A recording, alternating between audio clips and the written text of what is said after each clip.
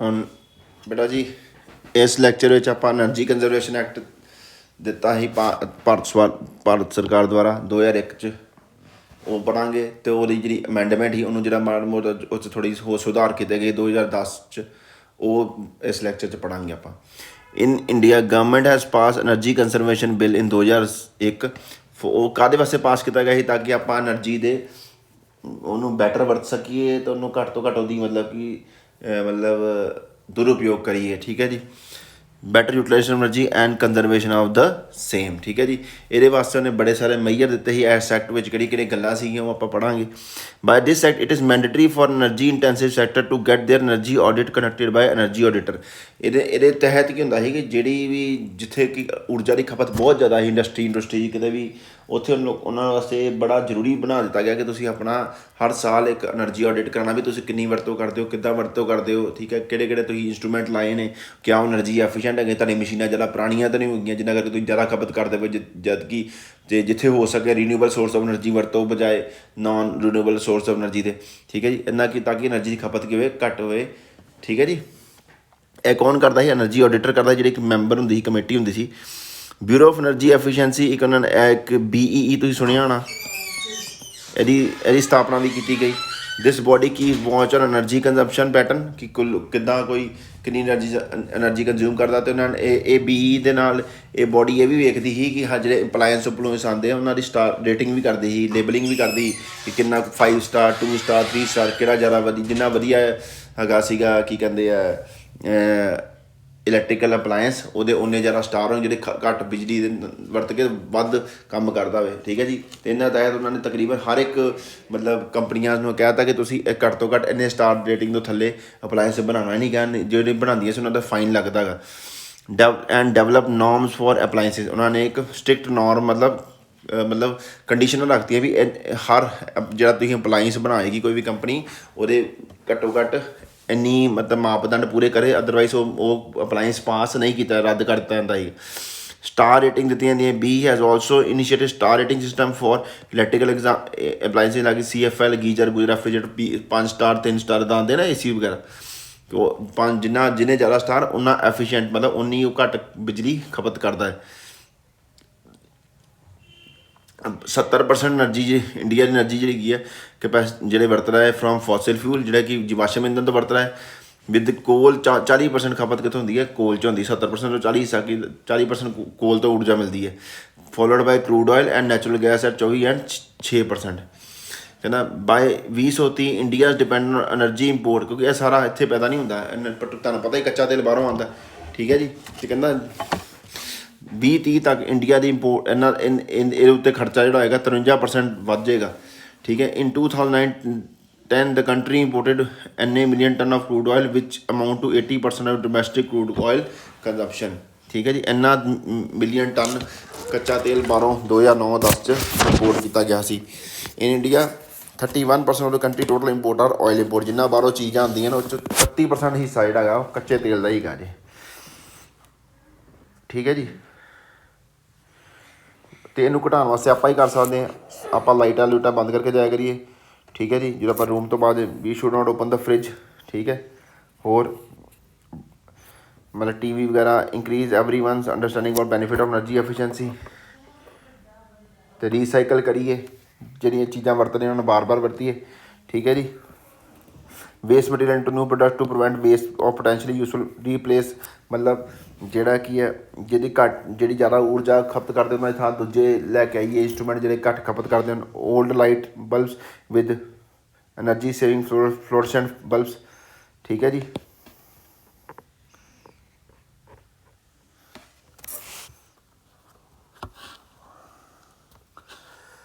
ਹੋਰ ਵੇਖੋ ਇਹਦੇ ਵਿੱਚ ਗੱਲਾਂ ਆਪਾਂ ਪੁਆਇੰਟ ਕੁਛ ਕਹਿਣੀਆਂ ਹੈਗੀਆਂ ਨੇ, ਤੁਹਾਨੂੰ ਦੱਸਣਾ ਸੀ ਬਿੱਲ ਜਿਹੜਾ ਪਾਸ ਹੋਇਆ।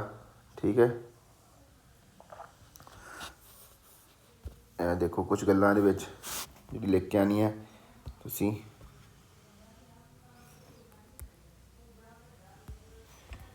ਦੇਖੋ ਇਹ ਹੈਗਾ ਜੇ ਐਨਰਜੀ ਕੰਜ਼ਰਵੇਸ਼ਨ ਐਕਟ ਜਿਹੜਾ 2001 'ਚ ਪਾਸ ਹੋਇਆ ਸੀਗਾ। ਇਹ ਕਦੋਂ ਹੋਇਆ ਸੀ? 2001 'ਚ ਬਣਿਆ ਸੀਗਾ, ਅਕਤੂਬਰ 'ਚ। ਤੇ ਇਫੈਕਟਿਵ ਕਦੋਂ ਤੋਂ ਲਾਗੂ ਹੋ ਗਿਆ ਸੀ 2002 1 ਮਾਰਚ ਤੋਂ ਲਾਗੂ ਹੋ ਗਿਆ ਸੀ। Objective of providing necessary legal framework ਇਹ 'ਚ ਉਹਨਾਂ ਨੇ ਪੂਰਾ ਇੱਕ ਮਤਲਬ ਕੁਝ ਗਾਈਡਲਾਈਨਸ ਦਿੱਤੀਆਂ ਗਈਆਂ ਸੀ ਜਿਹੜੀਆਂ ਕਿ ਜਿਹੜਾ ਕਿ ਕਾਨੂੰਨ ਬਣਾਇਆ ਗਿਆ ਸੀਗਾ ਤਾਂ ਕਿ ਘੱਟ ਲੋਕੀ ਬੈਟਰ ਮਤਲਬ ਬਿਜਲੀ ਇਸਤੇਮਾਲ ਕਰਨ ਊਰਜਾ ਇਸਤੇਮਾਲ ਬਿਜਲੀ ਨਹੀਂ ਊਰਜਾ ਇਸਤੇਮਾਲ ਕਰਨ ਤਾਂ ਕਿ ਊਰਜਾ ਦੀ ਐਫੀਸ਼ੈਂਟਲੀ ਵਰਤੋਂ ਹੋ ਸਕੇ। ਜਿਹੜੇ ਨਹੀਂ ਕਰਦੇ ਸੀ ਫਿਰ ਉਹਨਾਂ ਨੂੰ ਫਾਈਨ ਵੀ ਲਗਾਏ ਜਾਂਦੇ ਸੀਗੇ। ਤਾਂ ਹੀ legal framework for promoting energy conservation measures in the country ਤਾਂ ਕਿ ਐਨਰਜੀ ਨੂੰ ਕੰਜ਼ਰਵ ਕਰਨ ਦੇ ਤਰੀਕਿਆਂ ਨੂੰ ਵਧਾਵਾ ਕੀਤਾ ਜਾ ਸਕੇ। ਇਹ ਇਸ ਕਰਕੇ ਪਾਸ ਹੋਇਆ ਸੀ। Bureau of energy efficiency BEE ਦੀ ਸਥਾਪਨਾ ਹੋਈ ਸੀ 1 ਮਾਰਚ 2002 'ਚ ਸ਼ੁਰੂ ਹੋਈ ਸੀ ਉਹ। ਪਰਪਸ ਆਫ ਦ ਐਕਟ ਇਹਦਾ ਪਰਪਸ ਕੀ ਕਿਉਂ ਲਿਆਂਦਾ ਗਿਆ ਸੀ?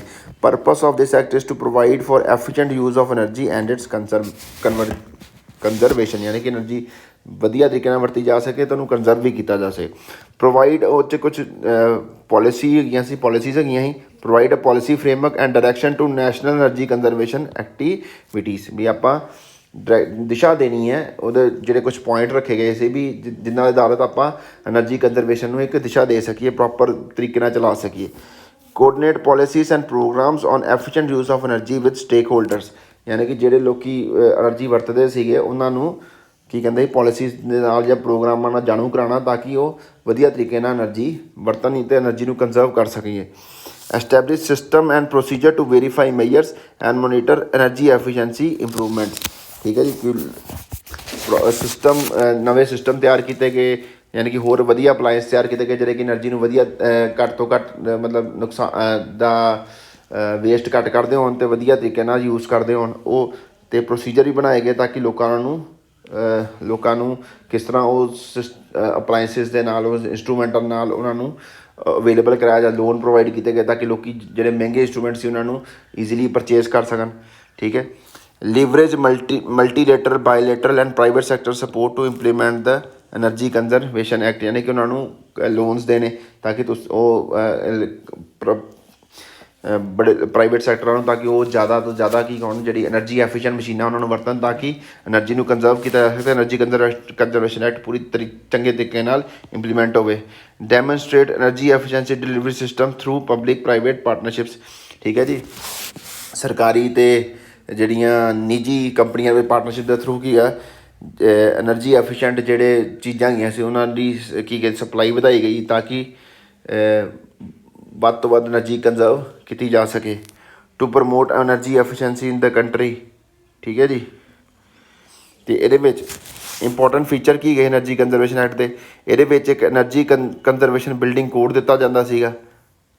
ਹਰ ਇੱਕ ਅਪਲਾਇੰਸ ਦੀ ਲੇਬਲਿੰਗ ਹੁੰਦੀ ਸਟੈਂਡਰਡ ਲੇਬਲਿੰਗ ਕਰਦੇ BEE ਦੁਆਰਾ BEE ਜਿਹੜੀ ਉਹਨੂੰ ਲੇਬਲ ਕਰਦਾ ਸੀ ਕਿਹੜੀ ਜ਼ਿਆਦਾ ਵਧੀਆ ਕਿਹੜਾ ਘੱਟ ਵਧੀਆ ਅਪਲਾਇੰਸ ਹੈਗਾ ਵਾ ਸਟਾਰ ਰੇਟਿੰਗ ਦੇ ਥਰੂ ਜਾਂ ਹੋਰ ਕਿਸੇ ਲੇਬਲਿੰਗ ਦੇ ਥਰੂ। ਡਿਮਾਂਡ ਸਾਈਡ ਮੈਨੇਜਮੈਂਟ ਕਿ ਉੱਥੇ ਜਿੱਥੇ ਲੋੜ ਪਈ ਉੱਥੇ ਉਹਨਾਂ ਨੂੰ ਉਹ ਜਿਹੜੀ ਜਿੱਥੇ ਇੰਡਸਟਰੀਜ਼ ਹੈਗੀਆਂ ਉੱਥੇ ਕਿੱਦਾਂ ਉਹਨਾਂ ਨੂੰ ਮੈਨੇਜ ਕਰਨਾ ਆ। ਬੱਚਤ ਲੈਂਪ ਯੋਜਨਾ ਇੱਕ ਚਲਾਈ ਗਈ ਯਾਨੀ ਕਿ ਉੱਥੇ ਕੀ ਹੋਇਆ ਸੀਗਾ ਜਿਹੜੇ ਪੁਰਾਣੇ ਲਾਟੂ ਜਿਹੜੇ ਪੀਲੇ ਰੰਗ ਦੇ ਹੁੰਦੇ ਸੀ ਪੀਲੀ ਲਾਈਟ ਦਿੰਦੇ ਸੀ ਉਹਦੀ ਜਗ੍ਹਾ CLF ਟਿਊਬਾਂ ਦਿੱਤੀਆਂ ਗਈਆਂ ਜਿਹੜੇ ਕਿ ਹੁੰਦੀਆਂ ਤਾਂ ਮਹਿੰਗੀਆਂ ਸੀ ਬਟ ਉਹਨਾਂ ਨੂੰ ਉਸੇ ਰੇਟ 'ਤੇ ਦਿੱਤਾ ਗਿਆ ਤਾਂ ਕਿ ਤੁਹਾਡਾ ਉਹ ਲੋਕ ਉਹਨਾਂ ਨੂੰ ਜ਼ਿਆਦਾ ਇਸਤੇਮਾਲ ਕਰਨ ਨਹੀਂ ਤਾਂ ਇੱਦਾਂ ਮਹਿੰਗੇ ਹੋਣ 'ਤੇ ਲੋਕਾਂ ਨੇ ਵਰਤਣਾ ਨਹੀਂ ਸੀਗਾ ਠੀਕ ਹੈ ਜੀ। Promoting energy efficiency in small and medium enterprise ਛੋਟੀ ਇੰਡਸਟਰੀ ਦੇ ਦੁਕਾਨਾਂ ਵਿੱਚ ਉਹਨਾਂ ਵਿੱਚ ਵੀ ਐਨਰਜੀ ਐਫੀਸ਼ੀਐਂਸੀ ਨੂੰ ਲੈ ਕੇ ਮਤਲਬ ਅਵੇਅਰਨੈਸ ਕਰਾਈ ਗਈ। ਡੈਜ਼ਿਗਨੇਟਿਡ ਕੰਜ਼ਿਊਮਰਸ ਉਹਨਾਂ ਨੇ ਕੀਤਾ ਕੰਜ਼ਿਊਮਰਸ ਨੂੰ ਡੈਜ਼ਿਗਨੇਟ ਕੀਤਾ ਵੀ ਕਿਹੜੇ ਘੱਟ ਵਰਤਦੇ ਆ ਬਿਜਲੀ ਖਪਤ ਜਿਹੜੇ ਕਿਹੜੇ ਜ਼ਿਆਦਾ ਵਰਤਦੇ ਆ। ਫਿਰ ਉਹਨਾਂ ਦੀ ਪ੍ਰੋਪਰ ਆਡੀਸ਼ਨ ਹੁੰਦੀ ਸੀ। ਆਡੀਸ਼ਨ ਮਤਲਬ ਕਿ ਉਹਨਾਂ ਦਾ ਵੇਖਦੇ ਚੈੱਕ ਕਰਦੇ ਵੀ ਕਿੰਨੀ ਵਰਤਦੇ ਆ ਅਤੇ ਜਿਹੜੇ ਵਧੀਆ ਤਰੀਕੇ ਨਾਲ ਬਿਜਲੀ ਵਰਤਦੇ ਸੀ ਉਹਨਾਂ ਨੂੰ ਫਿਰ ਸਰਟੀਫਿਕੇਟ ਦਿੱਤੇ ਜਾਂਦੇ ਸੀਗੇ ਠੀਕ ਹੈ। Certification of energy managers and energy auditors energy auditor ਬਣਾਏ ਗਏ ਐਨਰਜੀ ਮੈਨੇਜਰ ਬਣਾਏ ਗਏ ਜਿਹੜੇ ਕਿ ਸਰਵੇ ਕਰਦੇ ਸੀ ਕੰਪਨੀਆਂ ਜਾ ਕੇ ਕਿਉਂਕਿ ਜਿਹੜੀਆਂ ਕੰਪਨੀਆਂ ਨੂੰ ਜਿੰਨਾ ਲੋਡ ਦਿੱਤਾ ਗਿਆ ਉਸੇ ਹਿਸਾਬ ਨਾਲ ਵਰਤ ਰਹੀਆਂ ਕਿ ਉਸ ਤੋਂ ਘੱਟ ਜਿਹੜੀ ਆ ਅਲੋਟਿਡ ਲੋਡ ਤੋਂ ਘੱਟ ਵਰਤ ਰਹੀਆਂ ਹੈ ਜਿਹੜੀਆਂ ਅਲੋਟਿਡ ਲੋਡ ਤੋਂ ਜ਼ਿਆਦਾ ਜਾ ਰਹੀਆਂ ਨੇ ਉਹਨਾਂ ਨੂੰ ਫਾਈਨ ਵੀ ਕੀਤਾ ਜਾਂਦਾ ਸੀ। ਫਿਰ ਸਟੈਂਡਰਡਸ ਐਂਡ ਲੇਬਲਿੰਗ ਜਿਹੜੇ ਹੁਣ ਜਿਹੜੇ ਆਪਾਂ ਪੁਆਇੰਟ ਪੜ੍ਹੇ ਉਹਨਾਂ ਨੂੰ ਆਪਾਂ ਡਿਟੇਲ ਥੋੜ੍ਹੇ ਪੜ੍ਹਾਂਗੇ। Standards and labelling evolve minimum energy consumption and performance standards for notified equipment and appliances यानी कि हर अप्लाइंस होते एक लेबल कर ਦਿੱਤਾ ਜਾਂਦਾ ਹੈ ਵੀ ਉਹਦੀ ਮਤਲਬ ਕਿੰਨੀ ਮਿਨੀਮਮ એનર્ਜੀ ਕੰਜ਼ੰਪਸ਼ਨ ਕਰਦਾ ਹੈ ਉਹ ਅਪਲਾਈਐਂਸ, ਠੀਕ ਹੈ ਜੀ। Prohibit manufacture and sale of equipment appliances not conforming to the standard, ਜਿੰਨੇ ਕਿ ਅਲਾਊਡ ਹੁੰਦੇ ਸੀ ਵੀ ਇੰਨੀ ਖਪਤ ਕਰੇ, ਜਿਹੜੇ ਉਸ ਮਤਲਬ ਮਾਪਦੰਡ ਨੂੰ ਪੂਰਾ ਨਹੀਂ ਕਰ ਪਾਉਂਦਾ ਸੀ, ਉਹਦੀ ਅਪਲਾਈਐਂਸ ਨੂੰ ਜਿਹੜੀ ਹੈਗੀ ਸੀ ਜਾਂ ਕੋਈ ਇੰਸਟਰੂਮੈਂਟ ਬਣਾਉਂਦੇ ਉਹਦੀ ਸੇਲ ਨੂੰ ਕੀ ਕੀਤਾ ਜਾਂਦਾ ਸੀਗਾ, ਉਹਨਾਂ ਨੂੰ ਪ੍ਰੋਹਿਬਿਟ ਬੈਨ ਕੀਤਾ ਜਾਂਦਾ ਸੀਗਾ, ਠੀਕ ਹੈ। Introduce mandatory label to enable consumer to make inform choice, ਤਾਂ ਉਹਨਾਂ ਨੇ ਕਿਹਾ ਤਾਂ ਵੀ ਲੇਬਲ ਕਰੋ ਆਪਣੇ ਇੰਸਟਰੂਮੈਂਟ 'ਤੇ ਤਾਂ ਕਿ ਕੰਜ਼ਿਊਮਰ ਜਿਹੜਾ ਗ੍ਰਾਹਕ ਆਪੇ ਸੋਚੇ ਕਿ ਜਿਹੜਾ ਕੀ ਉਹਨੇ ਐਨਰਜੀ ਐਫੀਸ਼ੀਐਂਟ ਇੰਸਟਰੂਮੈਂਟ ਯੂਜ਼ ਕਰੇ, ਆਪਣੇ ਆਪ ਵੇਖ ਕੇ ਚੋਇਸ ਕਰੇ ਵੀ 3 ਸਟਾਰ 5 ਸਟਾਰ ਲੇਬਲਿੰਗ ਕੀਤੀ ਗਈ, ਉਹਨਾਂ ਨੂੰ ਪਤਾ ਲੱਗ ਜਾਏ ਈਜ਼ੀਲੀ ਕਿ ਹਾਂ ਵੀ ਕਿਹੜਾ ਜ਼ਿਆਦਾ ਐਨਰਜੀ ਐਫੀਸ਼ੀਐਂਟ ਹੈਗਾ। ਜਿੱਦਾਂ ਵੇਖੋ ਸਟਾਰ ਇੱਦਾਂ ਲਿਖੇ ਹੁੰਦੇ, ਇਹ 1 ਸਟਾਰ ਹੈਗਾ ਜਾਂ 4 ਸਟਾਰ ਹੈਗਾ ਜੇ, ਇੱਦਾਂ ਲੇਬਲਿੰਗ ਕੀਤੀ ਗਈ।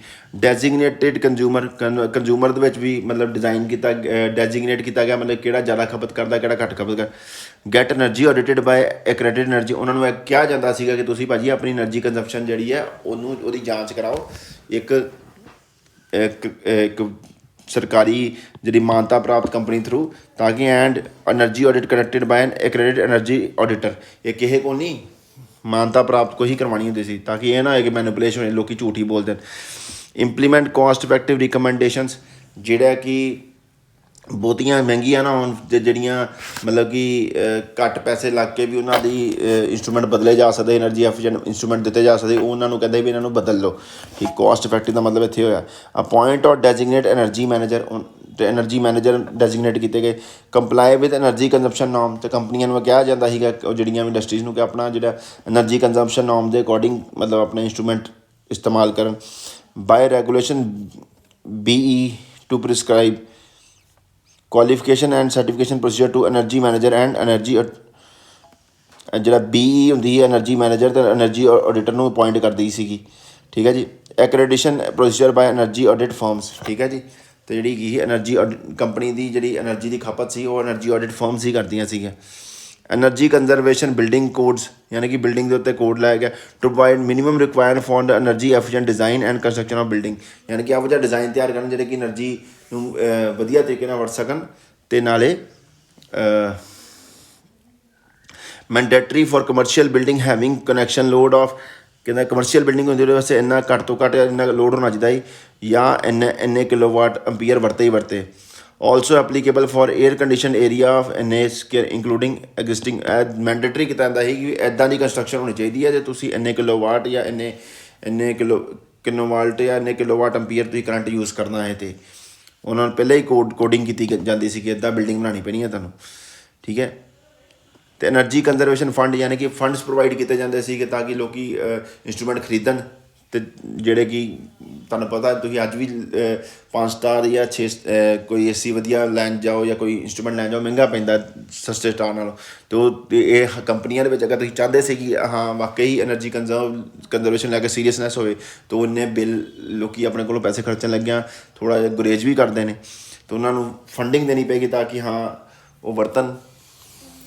To set up energy conservation providing promotion of energy service companies, research and development, ਅਤੇ ਹੋਰ ਜਿਹੜੀ ਕੰਪਨੀ ਜਿਹੜੀਆਂ ਇਨਵੋਲਵ ਹੈਗੀਆਂ ਸੀਗੀਆਂ ਅਪਲਾਇੰਸ ਬਣਾਉਣ ਵਾਸਤੇ, ਬੈਟਰ ਐਨਰਜੀ ਅਪਲਾਇੰਸ ਬਣਾਉਣ, ਉਹਨਾਂ ਨੂੰ ਵੀ ਫੰਡਿੰਗ ਦੇਣੀ ਪੈਣੀ ਕਿਉਂਕਿ ਰਿਸਰਚ ਕਰਨੀ ਪੈਂਦੀ ਹੈ ਟੂ ਨਵੀਆਂ ਚੀਜ਼ਾਂ ਬਣਾਉਣ ਵਾਸਤੇ।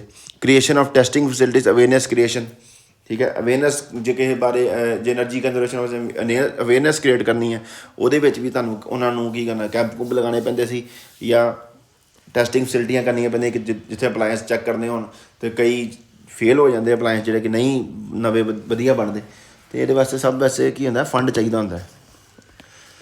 Bureau of energy efficiency establish ਕੀਤੀ ਗਈ ਸੀ। ਇੰਪੋਰਟੈਂਟ ਰੋਲ ਇਹਦੇ ਕੀ ਗਏ ਸੀਗੇ, implementation of provisions of energy act, ਜਿਹੜੇ ਐਨਰਜੀ ਕੰਜ਼ਰਵੇਸ਼ਨ ਐਕਟ ਦੇ ਮੇਨ ਪੁਆਇੰਟ ਸੀ ਉਹਨਾਂ ਦੀ ਇੰਪਲੀਮੈਂਟੇਸ਼ਨ ਚੰਗੀ ਤਰੀਕੇ ਨਾਲ ਹੋਏ, ਇਹਦੀ ਡਿਊਟੀ ਹੁੰਦੀ ਸੀਗੀ ਉਹ ਚੈੱਕ ਕਰਦੀ ਸੀਗੀ। ਕੁਇਕ ਕੋਆਰਡੀਨੇਸ਼ਨ, ਜਲਦੀ ਤਾਲਮੇਲ ਬਣਾਉਂਦੀ ਸੀਗੀ ਜਿੱਥੇ ਵੀ ਕੰਪਨੀਜ਼ ਦੇ ਵਿੱਚ ਜਾਂ ਕੰਜ਼ਿਊਮਰਸ ਦੇ ਵਿੱਚ।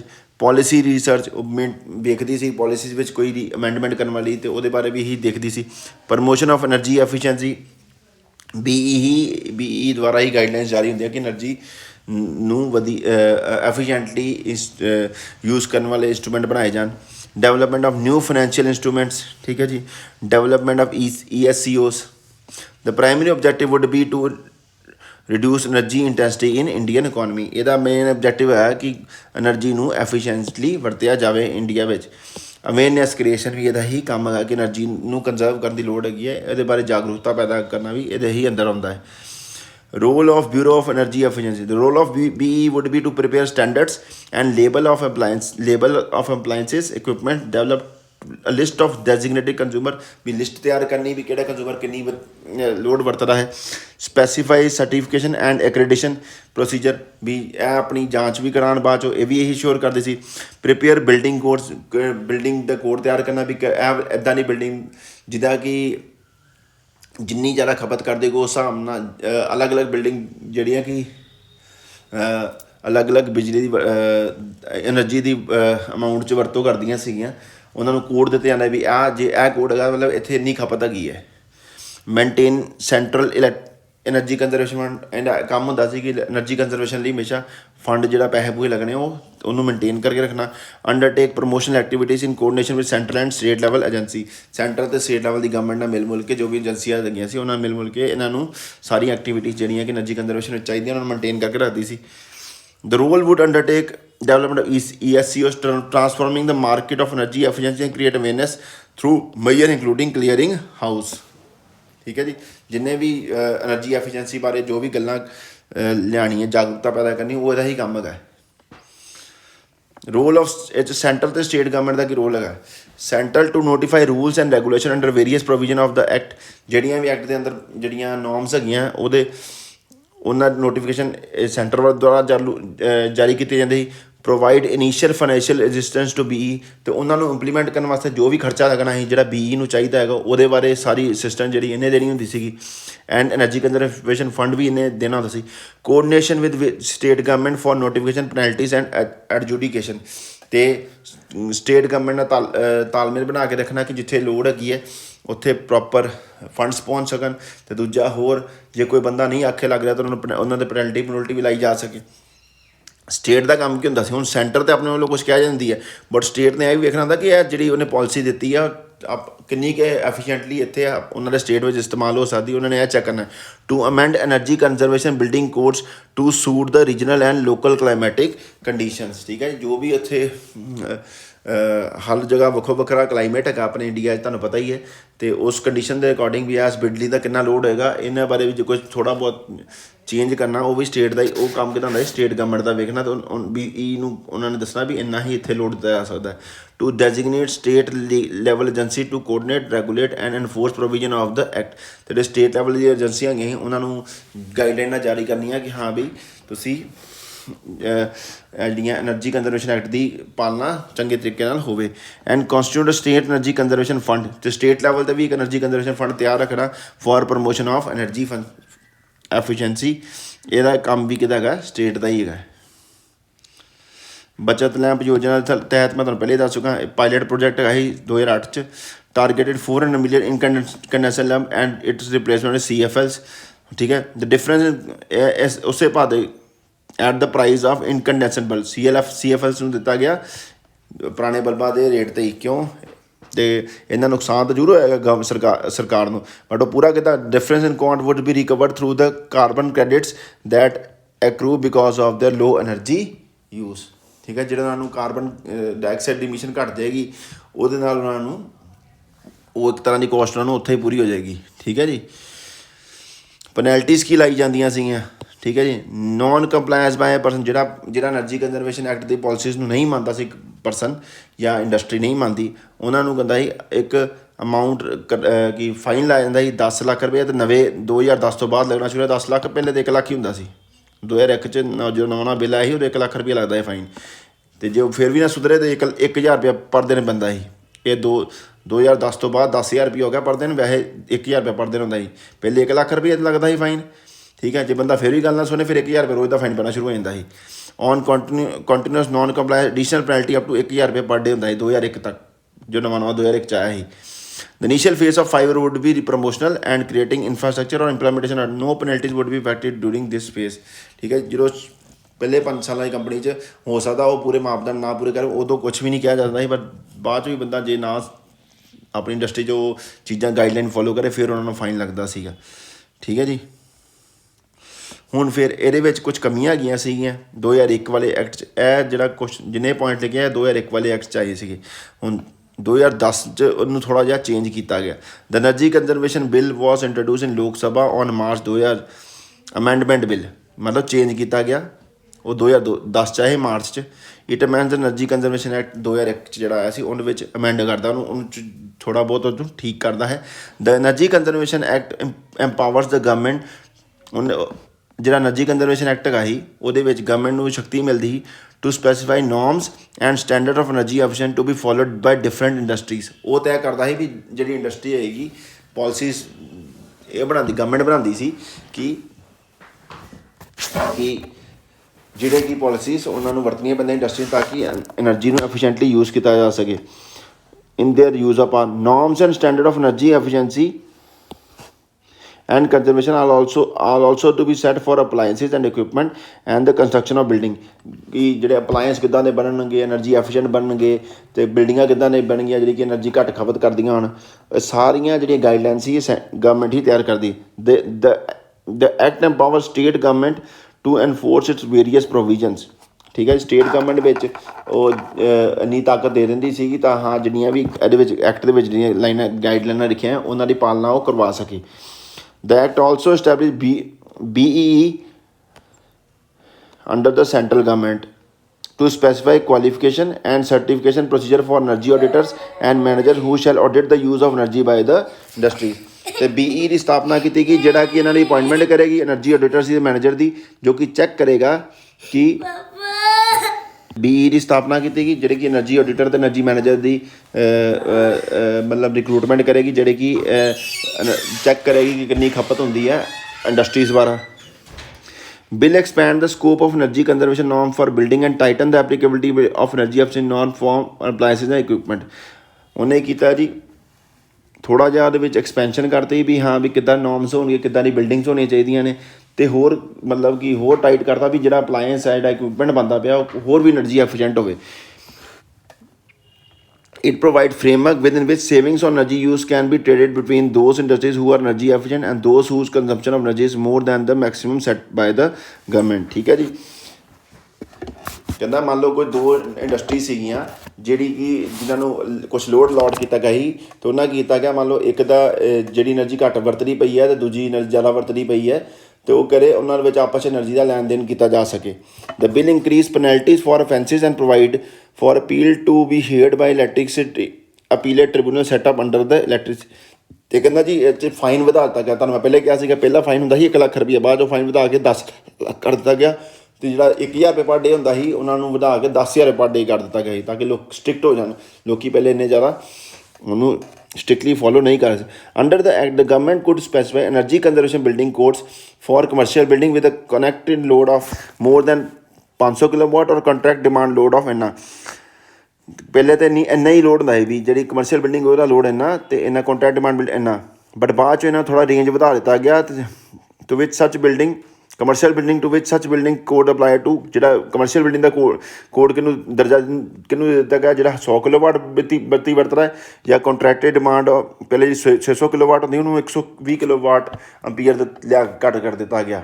ਠੀਕ ਹੈ ਜੀ ਕਿ ਇਹ ਜ਼ਿਆਦਾ ਬੱਤੀ ਖਪਤ ਕਰਨ ਵਾਲੇ ਏਰੀਆ ਹੈਗੇ ਨੇ ਇਹਨਾਂ ਨੂੰ ਕਮਰਸ਼ੀਅਲ ਬਿਲਡਿੰਗ ਦੇ ਤੌਰ 'ਤੇ ਪਾ ਦਿੱਤਾ ਗਿਆ।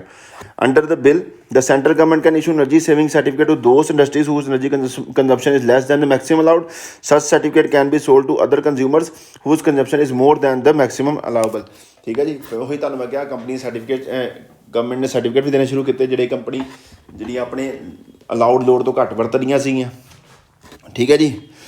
The Act empowered the government to specify energy consumption norms for equipment or appliances. The government can also prohibit the ਹੁਣ ਗਵਰਨਮੈਂਟ ਦੇ ਵਿੱਚ ਇਹ ਤਾਕਤ ਦੇ ਦਿੱਤੀ ਗਈ ਕਿ ਹਾਂ ਵੀ ਜਿਹੜਾ ਉਹ ਚਾਹੁੰਦੀ ਕਿ energy conservation act centre government ਨੇ ਸਟੇਟ ਗਵਰਨਮੈਂਟ ਦੇ ਵਿੱਚ ਪਾਵਰ ਦੇ ਦਿੱਤੀ ਕਿ ਹਾਂ ਵੀ ਉਹ ਚਾਹੁੰਦੀ ਕਿ ਐਨਰਜੀ ਕੰਜ਼ਰਵੇਸ਼ਨ ਐਕਟ ਚੱਜ ਨਾ ਲੱਗੇ ਅਤੇ ਉਹਨਾਂ ਨਾਲ ਕੀ ਹੋਇਆ ਕਿ ਉਹ ਆਪਣੇ ਤੌਰ 'ਤੇ ਬੈਨ ਵੀ ਲਾ ਸਕਦੀ ਹੈ ਕਿ ਹਾਂ ਵੀ ਕਿਹੜਾ ਅਪਲਾਇੰਸ ਬਣੇਗਾ ਕਿਹੜਾ ਨਹੀਂ ਬਣੇਗਾ। The government can also prohibit the manufacture sale purchase or import of notified unless they conform to such norm ਜਿੰਦਰ ਉਹ ਗਾਈਡਲਾਈਨਾਂ ਪੂਰੀਆਂ ਨਹੀਂ ਕਰਦੇ ਅੰਦਰ ਉਸ ਇੰਸਟਰੂਮੈਂਟ ਉੱਤੇ ਬੈਨ ਲਾ ਦੱਸ ਸਕਦੀ। However this prohibition can only be issue to 2 years after norms have been specified. ਕਹਿੰਦਾ ਪ੍ਰੋਹਿਬਿਸ਼ਨ ਉਦੋਂ ਹੀ ਲਾ ਸਕਦੇ ਆ ਕਿ ਜਦੋਂ ਉਹਨਾਂ ਨੇ ਪਹਿਲੇ 2 ਸਾਲ ਘੱਟੋ ਘੱਟ ਦਿੱਤੇ 2 ਸਾਲ ਹੋ ਗਏ ਉਹਨੂੰ ਗਾਈਡਲਾਈਨ ਦਿੱਤਾ ਨੂੰ ਉਸ ਤੋਂ ਪਹਿਲਾਂ ਨਹੀਂ ਲੱਗ ਸਕਦੀਆਂ ਸੀਗੀਆਂ। ਤੇ ਪਹਿਲਾਂ ਆਇਆ ਇੱਦਾਂ ਹੁੰਦਾ ਸੀ ਜਦੋਂ ਅਮੈਂਡਮੈਂਟ ਹੋਈ 2010 ਚ, ਉਦੋਂ ਕੀ ਆ how this will do this time frame to 6 month, ਹੁਣ 6 ਮਹੀਨੇ ਪਹਿਲੇ ਵੀ ਗਾਈਡਲਾਈਨ ਜਾਰੀ ਕਰਕੇ ਵੀ ਉਹ ਬੈਨ ਲਾ ਸਕਦੀਆਂ ਨੇ। ਪਹਿਲਾਂ ਹੁੰਦਾ ਕਿ 2 ਸਾਲ ਤੋਂ ਘੱਟੋ ਘੱਟ ਹੋਣਾ ਚਾਹੀਦਾ ਗਾਈਡਲਾਈਨ ਜਾਰੀ ਕੀਤਿਆਂ ਨੂੰ, ਫਿਰ ਹੀ ਤੁਸੀਂ ਬੈਨ ਲਾ ਸਕਦੇ ਹੋ। ਹੁਣ 6 ਮਹੀਨੇ ਜੇ ਹੋ ਗਏ ਗਾਈਡਲਾਈਨ ਜਾਰੀ ਕੀਤੇ, ਉਸ ਤੋਂ ਬਾਅਦ ਵੀ ਜੋ ਚੇਂਜ ਨਹੀਂ ਕਰ ਰਿਹਾ ਤੇ ਉਸ ਪ੍ਰੋਡਕਟ ਉੱਤੇ ਬੈਨ ਲੱਗ ਸਕਦਾ ਹੈ। 2010 ਚ ਇਹ ਆਈ ਸੀ ਚੇਂਜ। ਦ ਬਿੱਲ ਹੁਣ ਪੈਨਲਟੀ ਵਧਾ ਦਿੱਤੀ ਗਈ, ਕਹਿੰਦੇ ਕੋਈ 10 ਲੱਖ ਕਰ ਦੇਗੀ, ਜਿਹੜੇ ਪਹਿਲੇ 10,000 ਸੀਗੀ ਜਿਹੜੀ, ਤੇ earlier with an additional penalty of 10,000 for each day, ਜਿਹੜਾ ਕਿ ਪਹਿਲੇ 1,000 ਸੀਗੀ। ਠੀਕ ਹੈ ਜੀ, 10,000 ਤੋਂ ਸਿੱਧੀ ਵੇਖੋ 1 ਲੱਖ ਕਹਿ ਰਿਹਾ ਸੀ, 10,000 ਸਿੱਧੀ 10 ਲੱਖ ਕਰਤੀ ਜਿਹੜੀ ਫਾਈਨ ਹੁੰਦਾ ਸੀ। ਠੀਕ ਹੈ,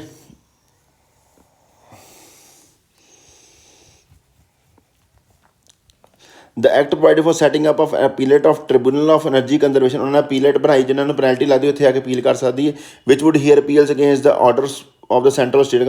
ਦ bill does away with this provision. ਇਹ ਫਿਰ ਜਿਹੜਾ 2010 'ਚ ਜਿਹੜੀ 2001 'ਚ ਇੱਥੇ ਆ ਕੇ ਉਹ ਕੀ ਕਰਦੇ ਸੀ, ਅਪੀਲ ਕਰ ਦਿੰਦਾ ਸੀ, ਭਾਜੀ ਮੈਨੂੰ ਸਾਨੂੰ ਫਾਈਨ ਲਾਇਆ, ਸਾਨੂੰ ਗਲਤ ਲਾਇਆ ਗਿਆ। ਪਰ 2010 'ਚ ਜਿਹੜਾ ਬਿੱਲ 'ਚ ਜਿਹੜੀ ਉਹਨੇ ਚੇਂਜ ਕੀਤਾ ਤੇ and provide for appeal against such order to be heard by appellate tribunal establish under electricity act 2003 ਜਿਹੜਾ ਨਵਾਂ ਬਣਿਆ ਸੀ, ਉਹਦੇ ਕੋਲ ਜਾ ਕੇ ਅਪੀਲ ਕਰ ਸਕਦੇ, ਇਹਨਾਂ ਕੋਲ ਨਹੀਂ ਜਾਣ ਦੀ ਲੋੜ ਹੁੰਦੀ ਸੀ। ਦ ਬਿਲਿੰਗ ਜਿਹੜਾ